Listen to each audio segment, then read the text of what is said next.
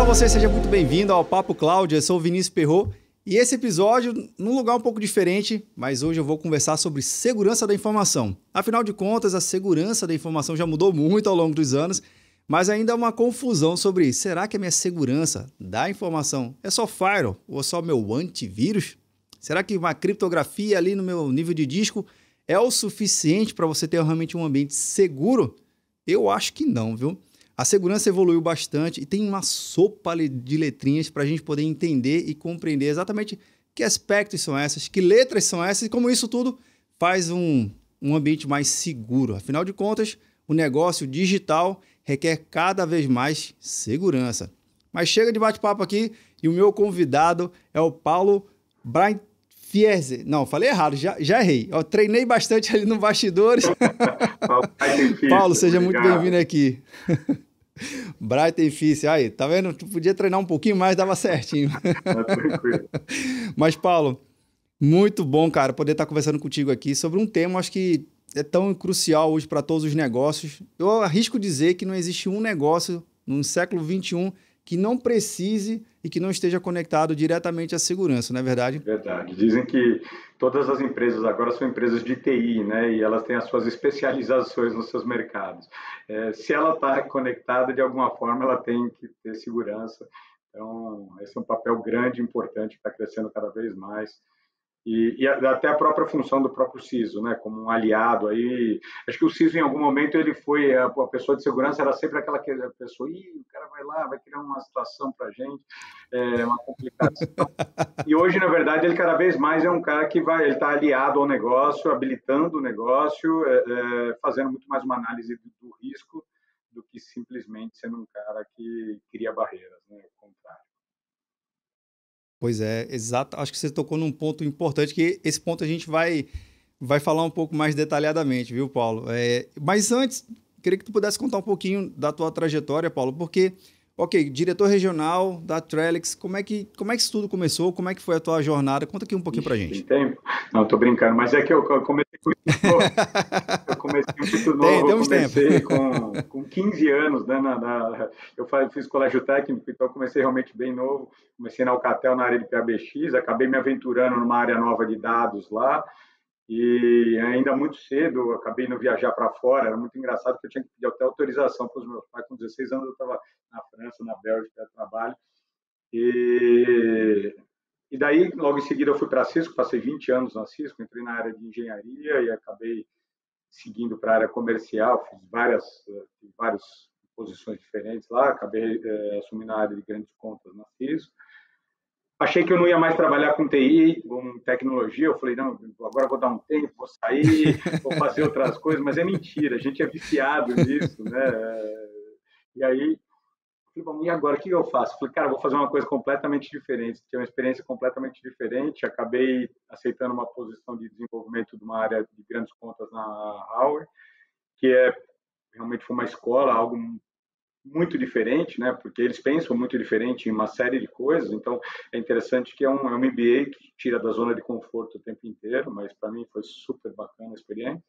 Recentemente, montei também a área de grandes contas na Fortinet, e aí assumi essa posição na Trellix. A minha vida inteira foi montando times. Acho que tem essa característica. Eu sempre gostei muito de missões, né?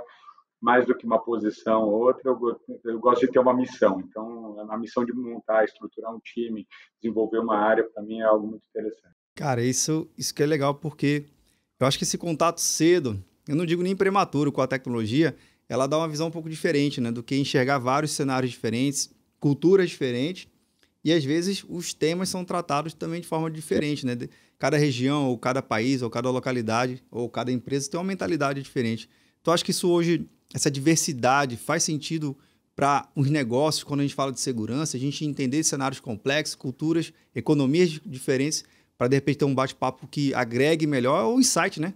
Que de repente aquela empresa ou aquele segmento não esteja pensando, mas outro já está vivenciando. Faz sentido isso? Total. Eu acho que, na verdade, e até isso fez para a minha vida, né? Porque eu acabei, além desse segmento, eu invisto com a minha esposa aí no segmento de alimentação, tal. Até por isso que eu achei que eu poderia sair, fazer outra coisa, mas não dá para mim. Eu tenho isso rodando na veia, não é verdade. Fora que trabalhar com a esposa é para poucos. Eu acho que não é no meu caso, não é exatamente. Não está no meu DNA, mas tá bom. E tem tudo a ver com a Trellix, né? Eu acho que o que é interessante é que tem tudo a ver com o momento da Trellix, né? A Trellix a Trellix inicia no início do ano passado, né? Mas na verdade a Trellix vem da junção da McAfee e da FireEye. Então ela traz uma bagagem grande aí, né? A McAfee tinha, na verdade essas duas empresas foram compradas por um fundo e aí esse fundo separou um pedacinho lá da FireEye, vendeu para a Google, a Mandiant, e aí juntou essas empresas. A McAfee tem uns 35, 36 anos de idade. A FireEye tinha acabado de completar a maioridade. Então, apesar de ser uma empresa nova, ela vem com uma bagagem muito grande, né? Ela inicia com 40 mil clientes, ela inicia sendo mais ou menos 1.500 no Brasil. Ela inicia com mais de 1 bilhão de sensores já instalados, implementados. Então, ela inicia com uma bagagem grande, mas também inicia com uma responsabilidade grande, né? Porque é uma coisa você iniciar uma empresa do zero e não tem muito o que estragar, né? Mas a gente tem uma responsabilidade muito grande sobre essa base de clientes que estão aí rodando com as nossas soluções. Então, é interessante criar uma empresa nessa situação, bem interessante e bem transformadora. Vem sendo uma coisa Sem dúvida. diferente. Cara, você fala assim de já nascer grande, mas óbvio que a gente está falando de quantidade de clientes, mas também eu acho que me conecta muito, Paulo, a questão da expertise, o know-how, o que já entrega ao mercado. E essa junção que você falou, eu acho que também cria novos produtos e novas soluções. Não é só juntar, não é só combinar simplesmente uma tecnologia com a outra. Eu acho que é para realmente criar algo que não se estava pensando antes ou minimamente não se tinha pronto isso no mercado. Então, essa junção cria algo novo, não é verdade? Na verdade, acho que até existe uma demanda muito grande. Criaram duas coisas novas, né? Acho que o mercado hoje tem dois conceitos aí. Dessa junção a gente acabou explitando, criou-se a Trellix e criou-se a Sky High, né? A Sky High, ela tem uma parte mais voltada a que eles chamam de SSE, Security Service Edge, que é a parte de CASB e tal, essa parte que ficou com a Sky High, e a Trellix ficou com uma parte mais voltada para o que a gente chama hoje no mercado de XDR, né? XDR é uma plataforma aí, e que vem atender uma demanda. Você estava falando um pouquinho no começo, será que é aquilo, será que é aquilo outro, que é segurança, né? Acho que a segurança, durante muito tempo, ela tratou exatamente dessa forma que você colocou. Eu tinha uma brecha ali, eu tinha um buraquinho ali, então vamos lá resolver aquela situação. E tem uma outra ameaça ali, alguma solução para aquela ameaça lá. E assim foi se criando a área de segurança. Hoje eu estava falando com um cliente, ele estava comentando que ele tem mais de 45 vendors diferentes de segurança, de soluções diferentes de segurança na estrutura dele. Tem um estudo que chega a falar que tem mais de 80. Então, assim, seja lá o número 40 ou 80, geralmente é um número de soluções muito grande. E aí, como é que você consegue olhar tudo isso, né? Então, existe uma demanda muito grande em unificar, em integrar essas soluções, em ter uma visão única dessas soluções. Somado a isso, eu acho que a pandemia foi um grande alavancador aí do nosso aumento da superfície, né? Então, assim, hoje muitas coisas estão na nuvem. Onde é a borda da nossa rede? Cada vez menos tem a borda, né? Pois é. Paralelo a isso, as ameaças vêm evoluindo, elas vêm evoluindo não só tecnologicamente falando. Outro dia eu estava falando com um banco grande aí, e o banco estava me falando, olha, cara, hoje eu tenho um desafio porque eu tenho gente de processos e eu tenho gente que conhece tecnicamente. O problema é que essas pessoas, esses ofensores, eles conhecem o nosso processo e conhecem a nossa tecnologia. Então, assim, eles estão aqui dentro há muito tempo e que a gente provavelmente nem sabe. Então, esse tipo de ameaça, ela vem avançando e crescendo muito e gerando uma sobrecarga muito grande nos times de segurança, no SOC, né, na operação, no centro de comando de operação da segurança. Sim. Então, assim, somado a isso, as empresas também vêm buscando uma agilidade, uma flexibilidade de ir para o mercado muito maior. E aí a segurança, sei lá, de 40 a 80 vendors diferentes, soluções diferentes, não facilita isso, entendeu? Então, essa demanda acabou gerando o que o Gartner até deu o nome aí do tal do XDR, né? Tinha muito DR, então que muito detection response, mas aí tinha network detection response, endpoint detection response, e assim vai. E o XDR, na verdade, essa é a plataforma como um todo, né? Que teoricamente ela vai tocar em todas essas, ela vai receber eventos de todas esses equipamentos, essas soluções de segurança. E o objetivo dela é correlacionar um pouco disso, contextualizar isso, e aí você conseguir criar regras, automatização para atuar, né, nesses eventos e priorizar muito disso. Porque às vezes o que acontece é que, eventualmente, um pequeno evento num vetor da sua rede, um outro pequeno evento num outro vetor da sua rede, sei lá, no e-mail, um outro pequeno evento no endpoint, para aquilo ali, ele é um pequeno evento. Mas na hora que você correlaciona o todo, você fala, isso aqui não é um pequeno evento, ele está acontecendo em vários lugares. Então, esse é um evento de prioridade que a gente deveria estar olhando e não está olhando. Então, tudo isso tem demandado um novo approach à questão de segurança. Agora, Paulo, você comentou aí rapidamente em relação ao cliente um banco, né, um grande banco. Considerando o papel da Terex aqui no Brasil, tem algum segmento mais em específico que vocês atuam? Ou todo segmento de negócio é um bom segmento de negócio para a gente falar de segurança da informação? Conta aqui para a gente. Na verdade, a gente atua em basicamente todos eles. É lógico que o mercado financeiro é sempre um mercado muito grande, muito forte, governo, telco, a gente tem empresas de óleo e gás. É engraçado como hospital é um setor que está criando uma maturidade em segurança muito grande.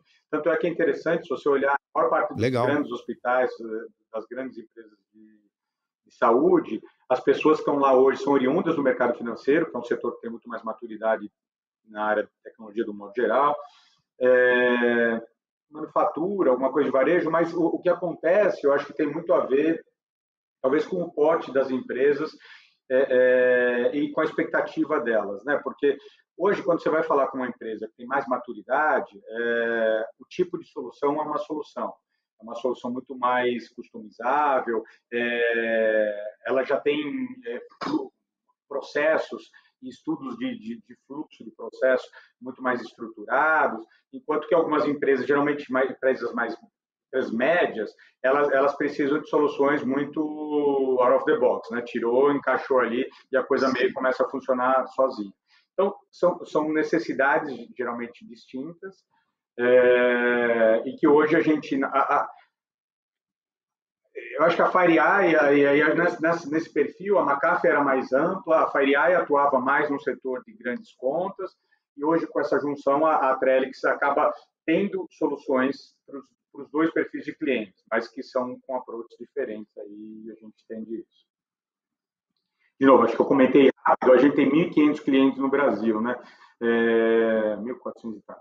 Então, acaba tocando em todas as verticais. Um ponto importante que eu acho que a gente entender, independente do segmento de negócio, independente do tamanho da empresa, tem uma grande dificuldade quando a gente fala de tomada de decisão.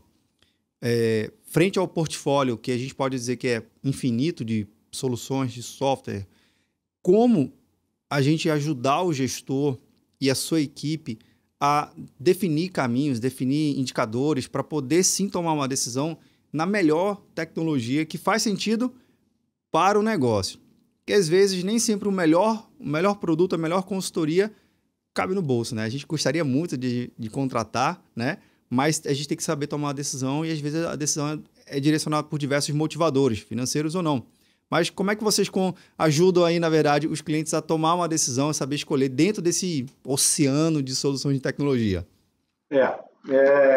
Geralmente é uma jornada, né? O que a gente precisa acabar fazendo, e aí cai sempre naquele tema, né? Tecnologia, processo, pessoas e muito o que são as expectativas, né? O que a gente o quanto isso é relevante, que área é mais relevante. Então, quando eu comentei lá que o CISO começa a ser um parceiro da área de negócio, eu realmente acredito nisso, e por isso que ele é um cara que acaba tendo que entender muito de tecnologia, mas tem que entender muito do negócio da empresa, para realmente entender o tamanho da relevância e quais são as áreas que realmente são mais importantes para se proteger. Aí, uma vez dito isso, eu acho que aí a gente começa a criar uma jornada, né? Porque uma solução, por exemplo, você ter, por exemplo, uma plataforma que a gente está comentando aqui do XDR, putz, é legal, tal, mas XDR não é um negócio que você simplesmente vai, eu quero me vê dois, né? Não é bem assim, né?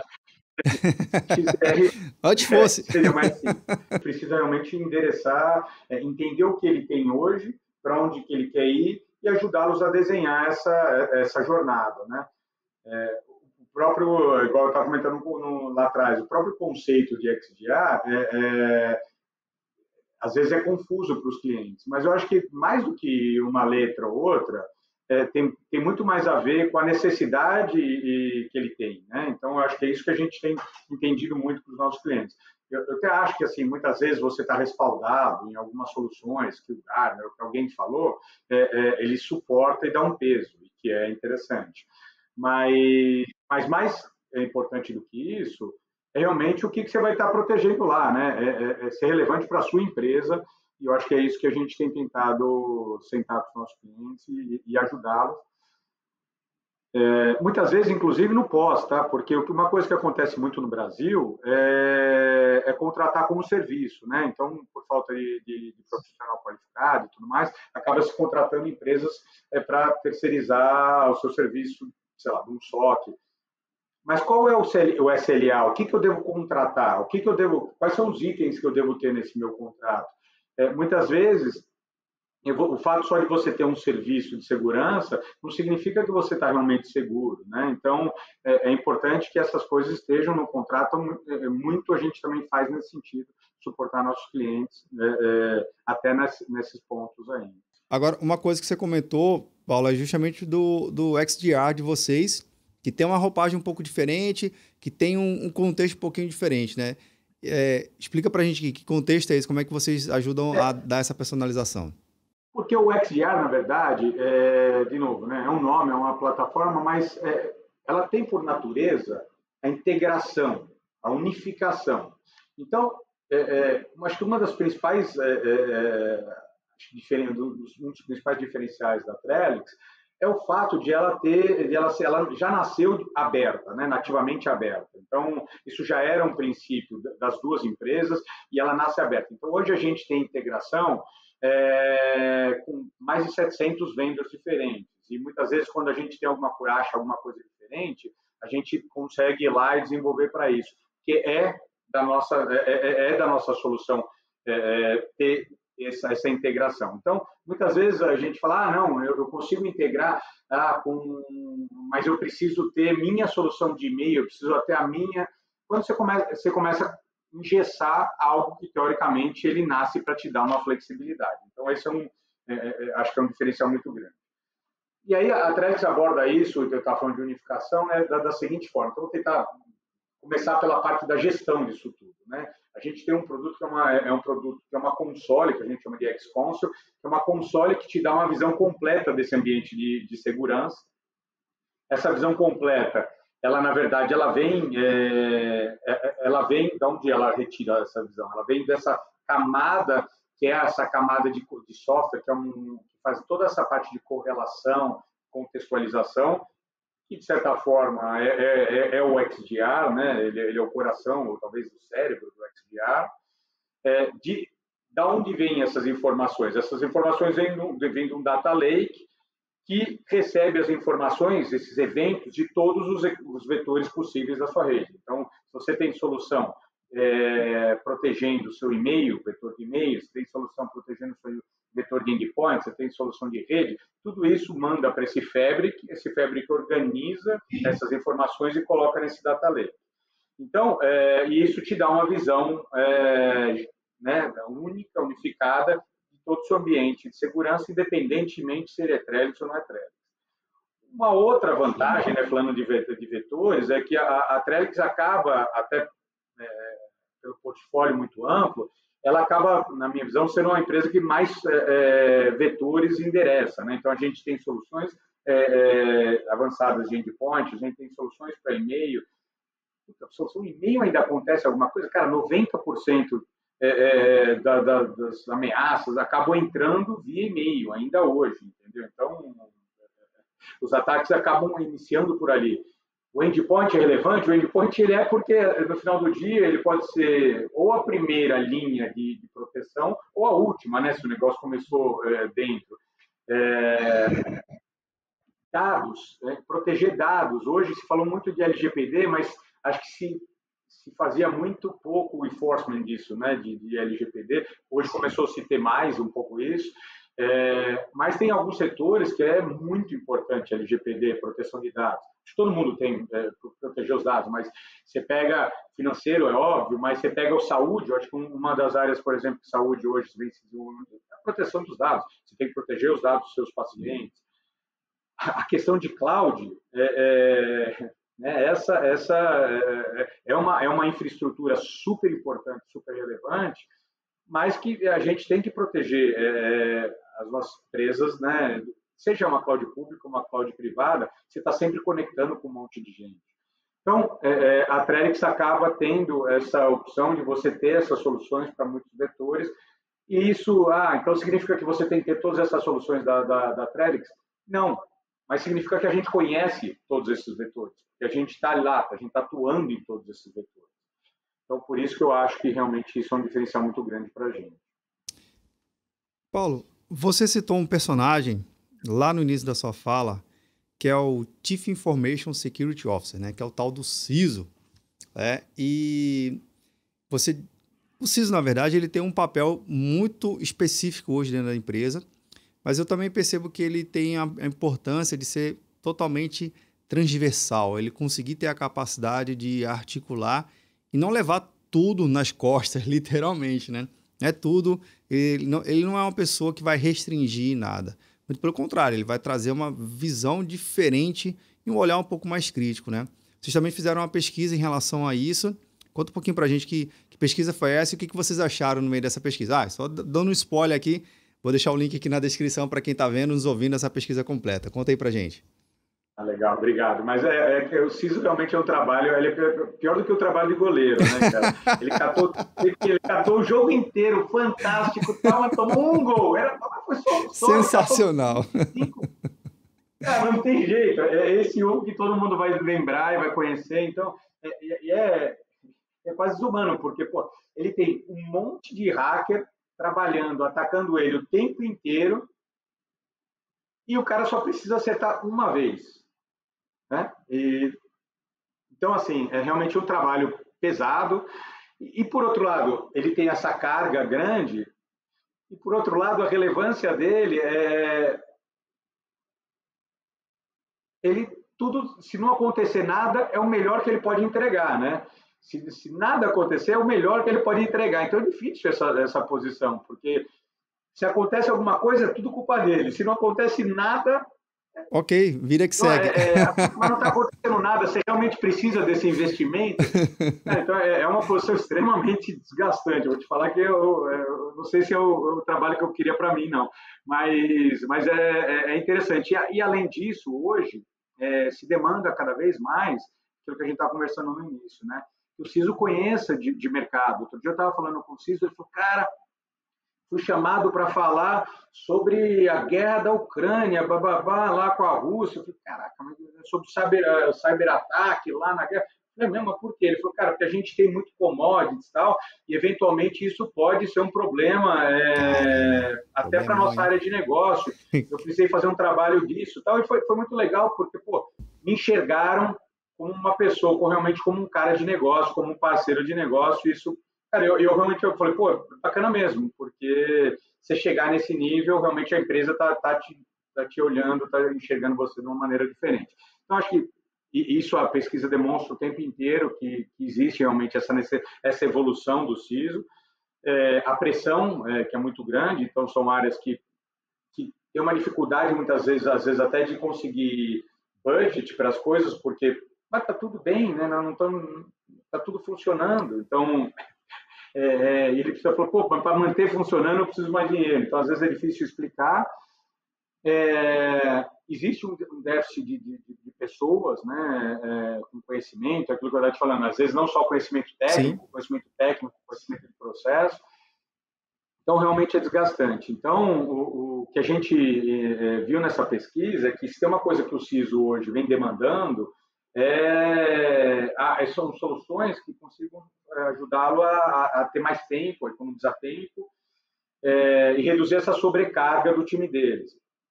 E eu acho que eu até daria um passo além. Na verdade, eu não sei se você já teve a oportunidade de visitar um SOC, né, um centro de operações de segurança. Muitas vezes é um trabalho chato, porque o cara está lá olhando uma tela e aí, assim, será que isso aqui é prioridade? Nada acontece? Não está acontecendo nada. Acontece muita e aí? coisa, mas acontece muita coisa. O que disso é prioridade? Boa. O que eu vou investigar? Porque ele não consegue investigar tudo. Sim. E aí ele não tem tanta ferramenta para priorizar, então ele tem que meio que ir no gut feeling dele lá e priorizar e olhar e não chegar a lugar nenhum. É cansativo, extenuante e, por outro lado, nem sempre ele conclui nada daquilo. Então, se você tiver... Então, acho que um pouco do tema do XDR é isso, né? É te dar mais visibilidade, é te ajudar a priorizar. Então, essa pesquisa mostra que muito do que o CISO vem demandando é ter mais visibilidade. É uma solução que te suporte no sentido de priorizar essas ameaças, né? Ele vai te ajudar a filtrar o que é prioritário, o que não é prioritário. Trabalhar em conjunto em ataques multivetoriais. Mentira, hoje não tem mais ataque, ataque de um vetor só, o cara entra só no e-mail. Ele entrou no e-mail, mas na verdade ele já está em outros setores. Então, como é que você faz o forensics dessa situação toda multivetorial? Então, alguém consiga olhar um pouco do todo. Ações um pouco mais, porque tem algumas ações que são ações mais óbvias, né? Que dá para você ter mais automatizado essas ações de uma forma mais prescritiva. Tudo isso economiza tempo.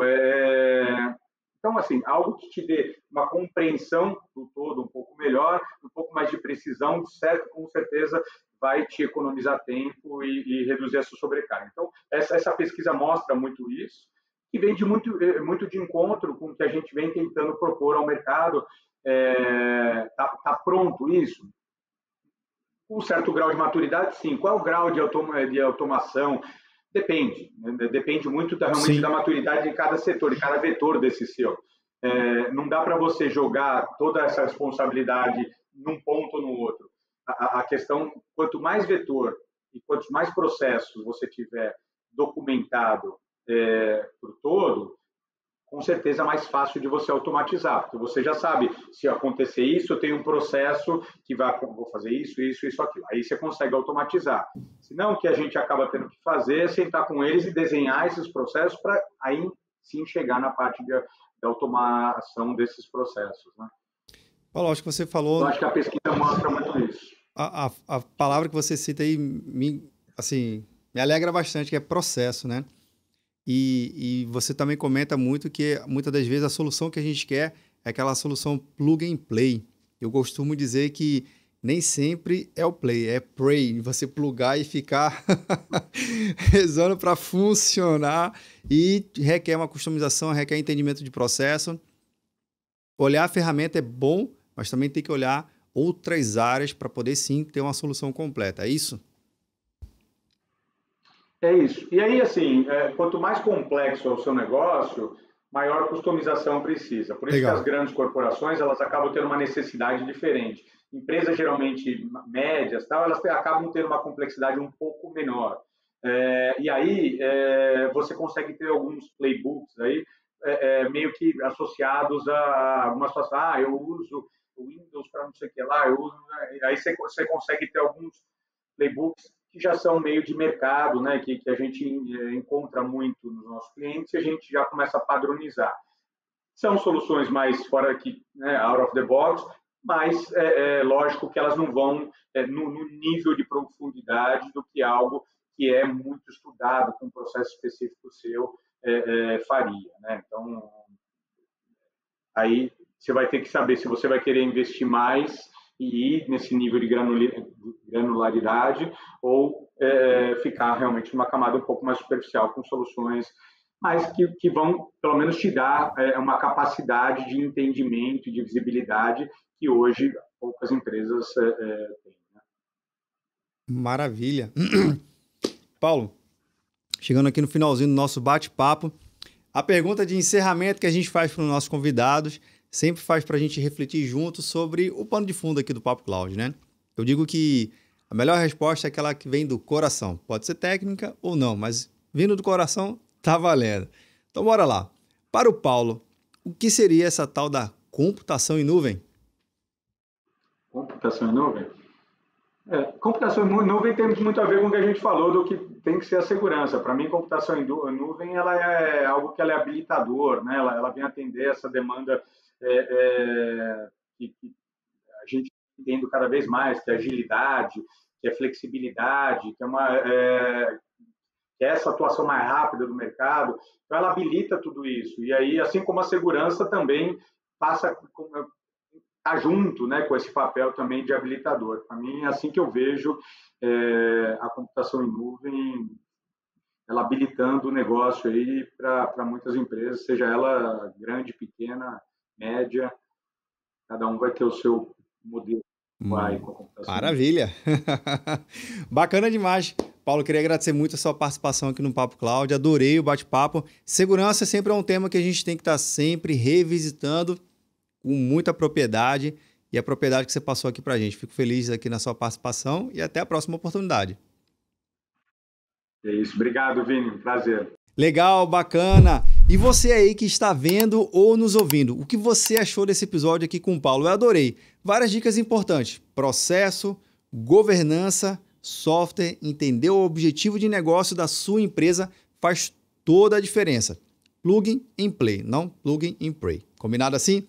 Esse episódio também não termina por aqui. A gente continua discutindo esse e outros episódios lá no nosso grupo do Papo Cloud Makers, link também na descrição. Agradeço o time da MCI Store por oferecer esse microfone para a gente poder gravar esse bate-papo 100% aqui para vocês. Obrigado pela sua participação e audiência. E aí, tá na nuvem?